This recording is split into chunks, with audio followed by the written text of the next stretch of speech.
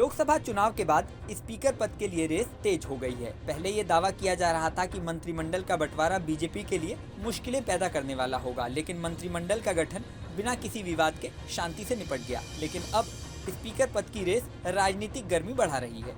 24 जून से लोकसभा सत्र शुरू होने जा रहा है और सत्र के तीसरे दिन तक लोकसभा स्पीकर का फैसला हो जाएगा। INDIA गठबंधन की ओर से कहा गया है कि डिप्टी स्पीकर की कुर्सी पर उनका कैंडिडेट होना चाहिए।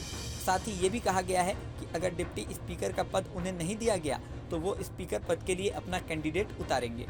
अभी तक के समीकरण देखें तो बीजेपी की ओर से इस बात पर कोई सहमति बनने की संभावना नहीं दिखाई दे रही, बल्कि मीडिया रिपोर्ट्स में तो स्पीकर पद के लिए एक बार फिर से ओम बिरला और डिप्टी स्पीकर पद के लिए कर्नाटक की बीजेपी अध्यक्ष डी पुरंदेश्वरी का नाम सामने आ रहा है। ऐसे में अगर इंडिया गठबंधन स्पीकर पद के लिए कैंडिडेट उतारता है तो वो कौन होगा, ये बड़ा सवाल है।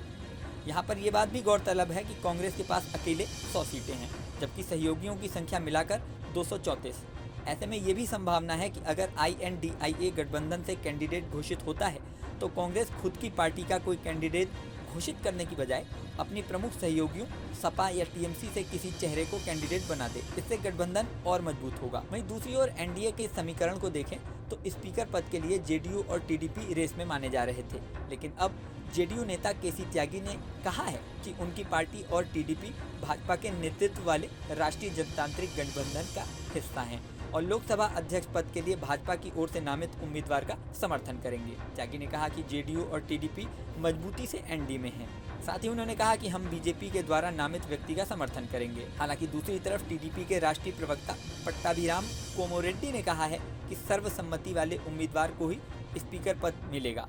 उन्होंने कहा इसको लेकर NDA के सहयोगी दलों के साथ बैठक करेंगे और तय करेंगे कि स्पीकर पद के लिए हमारा उम्मीदवार कौन होगा। आम सहमति बनने के बाद ही उम्मीदवार उतारा जाएगा और TDP सहित सभी सहयोगी उम्मीदवार उसका समर्थन करेंगे। यानी TDP का बयान आने के बाद चर्चाओं का दौर तेज हो गया है। यहाँ आपको ये भी बता दें कि पिछली लोकसभा यानी साल 2019 में जब NDA की सरकार बनी थी तो लोकसभा में कोई डिप्टी स्पीकर नहीं था। इस बार समीकरण बदल गए हैं तो स्पीकर और डिप्टी स्पीकर के लिए रेस मजेदार हो गई है। यहाँ आपको ये भी बता दें कि राजस्थान के पूर्व मुख्यमंत्री अशोक गहलोत ने बीजेपी पर हमला बोलते हुए कहा था, लोकसभा स्पीकर पद के चुनाव की ओर केवल TDP और JDU ही नहीं बल्कि पूरे देश की जनता उत्सुकता से देख रही है। यदि भाजपा के मन में आगे जाकर कोई भी अलोकतांत्रिक कृत्य करने का इरादा नहीं है तो उन्हें स्पीकर पद के लिए किसी सहयोगी दल को देना चाहिए। गठबंधन धर्म निभाते हुए 1998 से 2004 तक अटल बिहारी वाजपेयी की सरकार में TDP और शिवसेना के स्पीकर और UPA की सरकार में 2004 से 2009 तक